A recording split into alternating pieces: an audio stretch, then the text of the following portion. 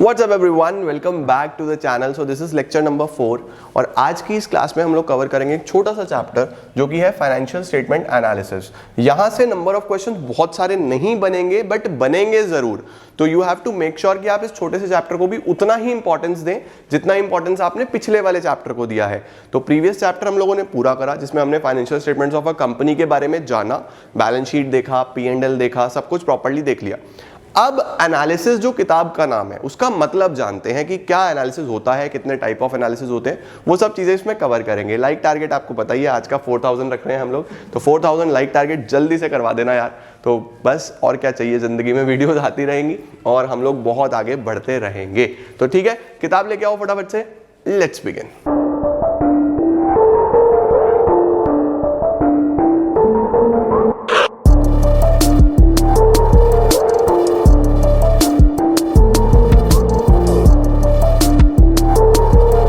तो चलो यार शुरू करते हैं हम लोग फाइनेंशियल स्टेटमेंट एनालिसिस के साथ। देखो, फाइनेंशियल स्टेटमेंट्स आपने पढ़ ली कि क्या होती हैं।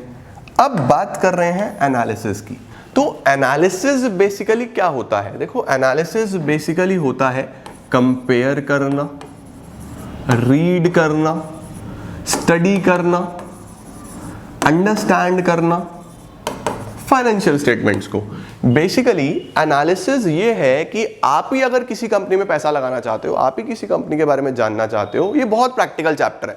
आप आगे आने वाले टाइम में बड़े बड़े एंटरप्रेन्योर्स बनोगे, बिजनेसमैन बनोगे। हमारे देश को जरूरत है एंटरप्रेन्योर्स की, बिजनेसमैन की, जो पैसा जनरेट करें, पैसा कमाए, देश की तरक्की में आगे बढ़े।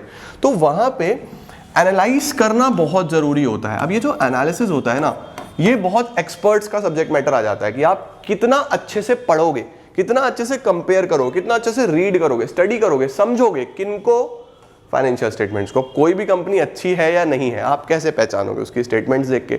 आजकल शेयर्स का, म्यूचुअल फंड्स का बहुत अवेयरनेस है, क्रिप्टो करेंसीज का बहुत अवेयरनेस है, बट एक्चुअल में लोगों को समझ में नहीं आता। नाम तो पता है सबको कि हाँ भाई ये पर्टिकुलर है, दुनिया भर का ऐड आ रहा है टीवी पे हर जगह, बट उसको रीड कैसे करें, किस में पैसा लगाएं, क्या करें, वो सबको नहीं पता। तो इन्वेस्टमेंट की नॉलेज होना बहुत जरूरी है। वो आप कैसे सीख सकते हो यार? आप कॉमर्स में हो, आपका ये लेगेसी होना चाहिए, आपको पता होना चाहिए, आपका स्ट्रॉन्ग पॉइंट होना चाहिए। But due to certain limitations in our education system हम लोग को भी ये बाहर से सीखना पड़ता है। चलो कोई बात नहीं, फिलहाल प्रैक्टिकल रहना। मैं तुम लोग को दोनों अप्रोचेस से बताऊंगा, प्रैक्टिकल भी और जो किताबों में पढ़ना है वो भी। तो फाइनेंशियल स्टेटमेंट एनालिसिस में आपको एनालाइज करना आना चाहिए, किसको? फाइनेंशियल स्टेटमेंट्स को। ठीक है, अच्छा, अब एनालाइज कितने तरीके से कर सकते हो? एनालाइज करने के 6 तरीके होते हैं। How many types of analysis are there? 6।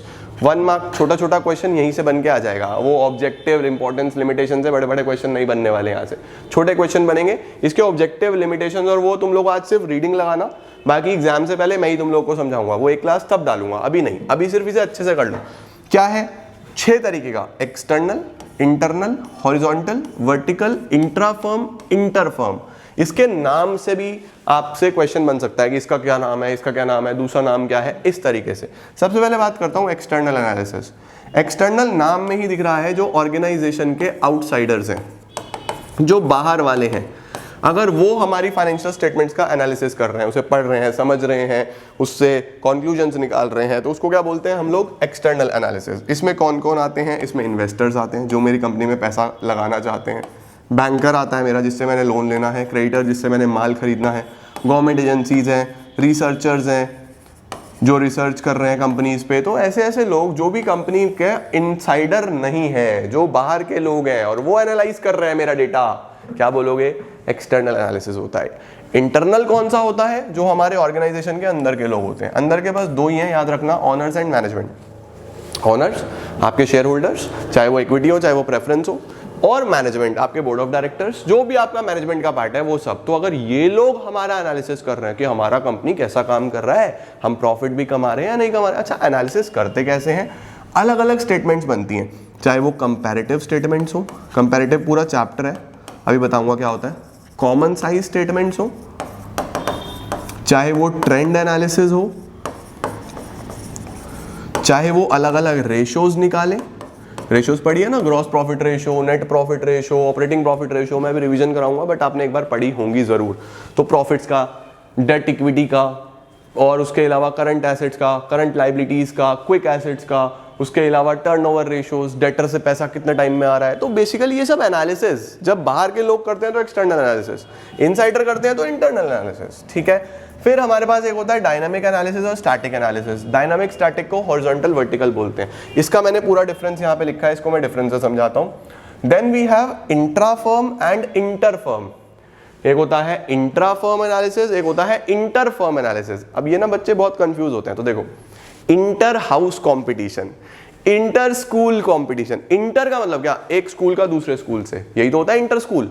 Inter house, एक हाउस का दूसरे हाउस से। इंटर फर्म का मतलब एक फर्म का, एक कंपनी का दूसरी कंपनी से, ठीक है। जब भी हम एक कंपनी का दूसरी कंपनी से एनालिसिस कर रहे होंगे, कंपैरिजन कर रहे होंगे, स्टडी कर रहे होंगे, उसको बोलते हैं इंटर फर्म। इंटर फर्म का ही दूसरा नाम होता है क्रॉस सेक्शनल एनालिसिस। इसी का दूसरा नाम क्या होता है, क्रॉस सेक्शनल। क्रॉस सेक्शन, एक सेक्शन अलग एक सेक्शन अलग, क्रॉस सेक्शनल एनालिसिस, ठीक है।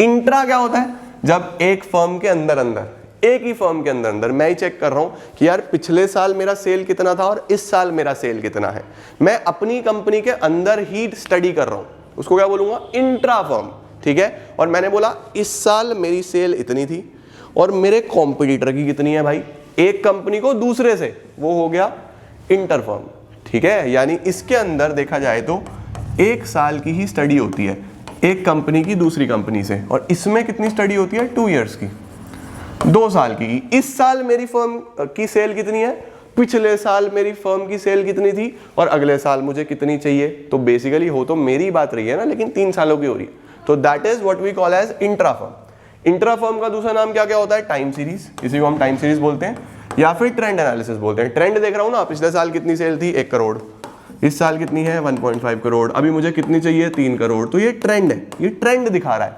ठीक है। तो बेसिकली इंट्रा फर्म को ही टाइम सीरीज या ट्रेंड, सही हो गया। दोबारा देखो, इंट्रा फर्म मेरी खुद की अलग अलग सालों की स्टडी, इंटर फर्म इस साल की मेरा कंपैरिजन किसी और से, इंटर 2 फर्म्स का, 3 फर्म्स का, 4 फर्म्स का, इंटर फर्म। इंट्रा मेरा खुद का 1 से ज्यादा सालों का कंपैरिजन। सिंपल, आया समझ में। अच्छा चलो, अब हॉरिजॉन्टल वर्टिकल, इस पे क्वेश्चन आएगा। हॉरिजॉन्टल एनालिसिस और वर्टिकल एनालिसिस, सबसे पहले एक तो पॉइंट याद रखना, अदर नेम। हॉरिजॉन्टल को ही डायनामिक बोलते हैं, वर्टिकल को ही स्टैटिक बोलते हैं, ठीक है। ये तो आसान है यार। हॉरिजॉन्टल में फिर से 2 या 2 से ज्यादा सालों की स्टडी होती है, 2 या 2 से ज्यादा सालों की स्टडी होती है।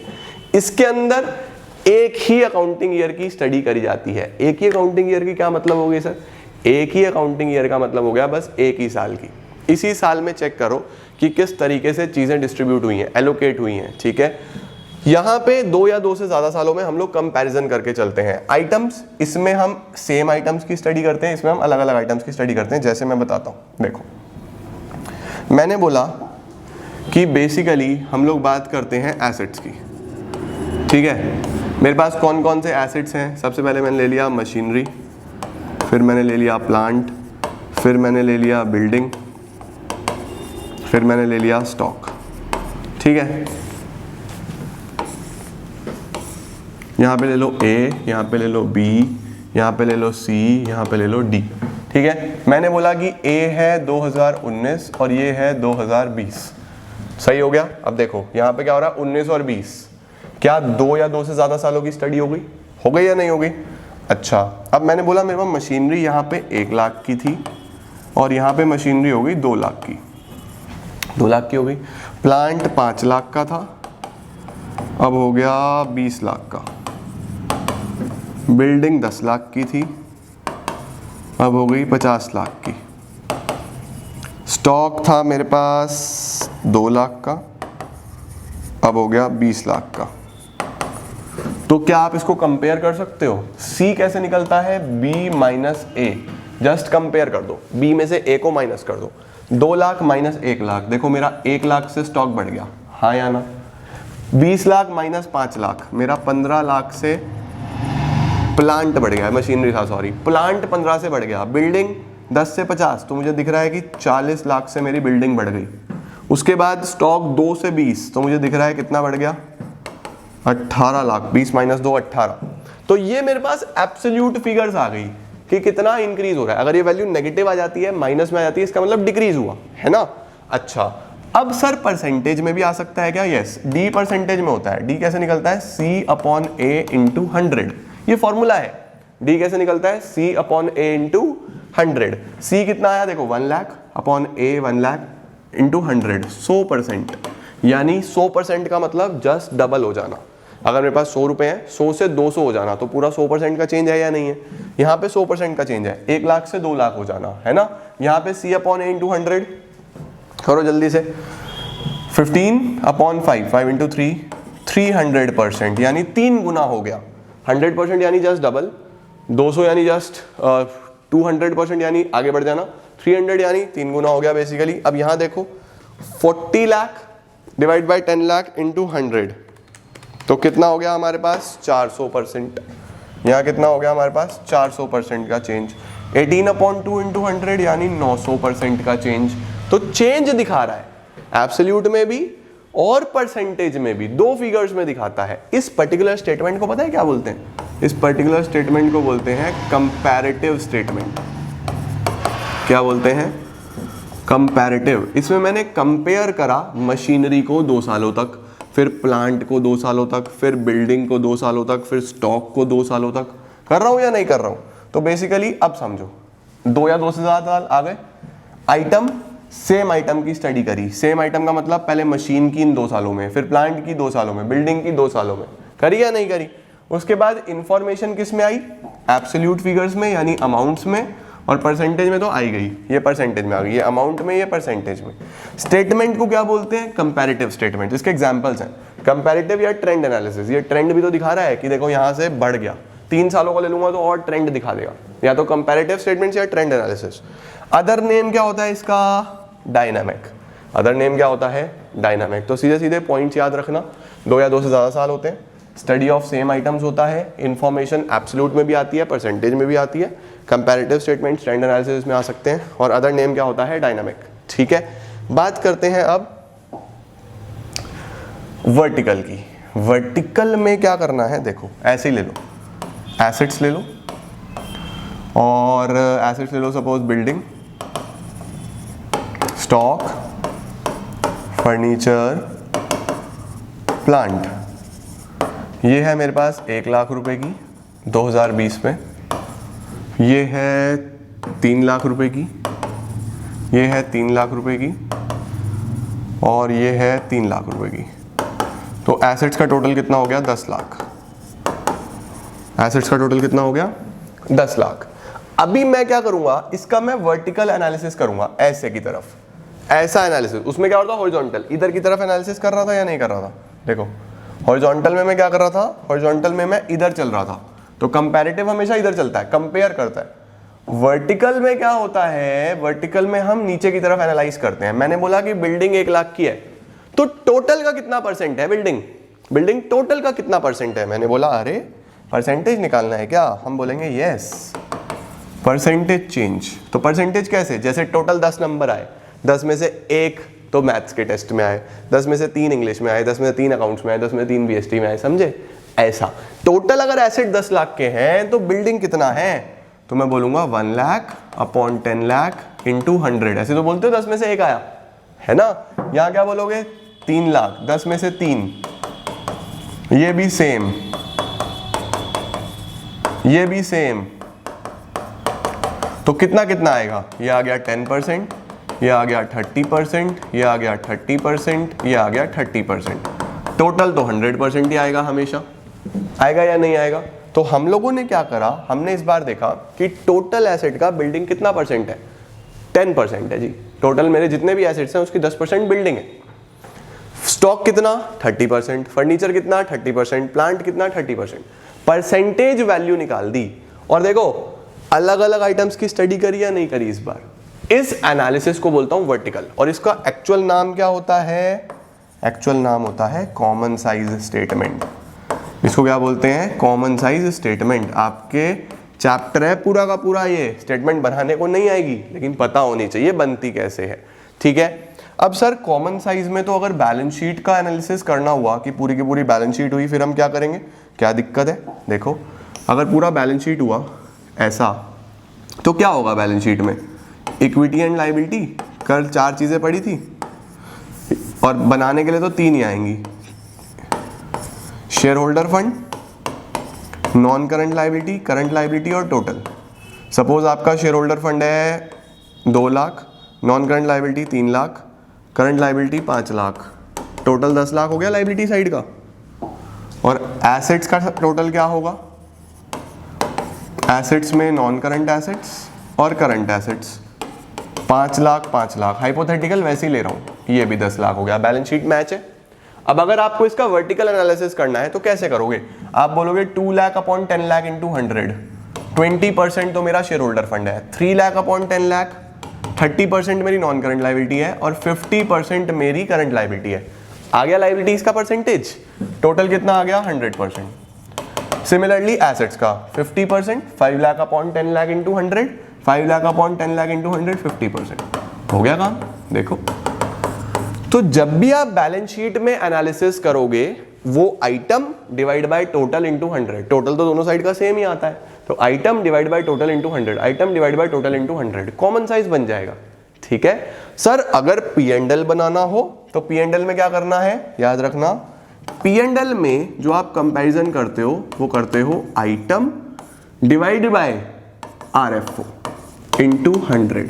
देखो इसमें हमेशा हम आइटम अपॉन टोटल इंटू 100 करते हैं। P&L में बेस में टोटल नहीं लेना, टोटल तो होता ही नहीं है वहां बेस में क्या लेना है, सेल्स। वहां आप हर चीज सेल्स में कंपेयर करते हो कि depreciation upon sale into 100, other income upon sale into 100, इस तरीके से। डिवाइड में हमेशा आपको क्या लेना है, RFO लेना है, रेवेन्यू फ्रॉम ऑपरेशंस। ठीक है, और बैलेंस शीट में तो मैंने आपको बता ही दिया, item divide by total into 100। इनके मैंने पूरे चैप्टर्स भी अपलोड करे हैं, अगर आपका देखने का मन करे एक बार देख लेना कि कंपैरेटिव कैसे बनता है, कॉमन साइज कैसे बनता है, पूरा चैप्टर कराया हुआ है मैंने, तो वो भी आप देख सकते हो। ठीक है, बट बनाने को नहीं आएगा भाई, फॉर्मूला पता होना चाहिए बस। ठीक है, अब देखो वर्टिकल में क्या करा हमने, क्या सिर्फ 1 साल का देखा, यस, इसमें 2 सालों का हुआ था। डिफरेंट आइटम्स, अलग अलग आइटम्स को कंपेयर करा टोटल के साथ, यस। ओनली इन परसेंटेज, देखो यहाँ स्टैटिक में नहीं होता, सॉरी एब्सोल्यूट फिगर्स में नहीं होता, ये सिर्फ परसेंटेज में आंसर आता है इसमें। ठीक है, और इसको एग्जाम्पल क्या होता है इसका, कॉमन साइज स्टेटमेंट, और इसका नाम क्या होता है दूसरा, स्टैटिक। ठीक है, तो उम्मीद है कि आप लोगों को ये डिफरेंस और चीज़ें समझ में आई होंगी, किस तरीके से ये बनाना है, हॉरिजॉन्टल वर्टिकल ये पता चला होगा। इसके अंदर मेजर 6 प्रकार के analysis, external, internal, horizontal, vertical, इंट्राफर्म, inter-firm. कोई भी पूछे आपसे, आपको मीनिंग पता होना चाहिए, एग्जाम्पल्स पता होना चाहिए। ठीक है, फिर इसमें लास्ट में हमारे पास ये 3 चीज़ें दी होंगी आपको आपकी बुक्स में, इसके ऑब्जेक्टिव बताओ, इसके इंपॉर्टेंस बताओ, इसकी लिमिटेशंस बताओ।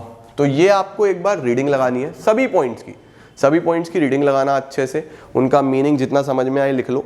बाकी मैं आपको इन तीनों को एग्जाम से पहले वाले दिन चीज़ें बता दूंगा, क्योंकि ये अभी से रट के चलोगे ना तो तब फिर भूल जाओगे।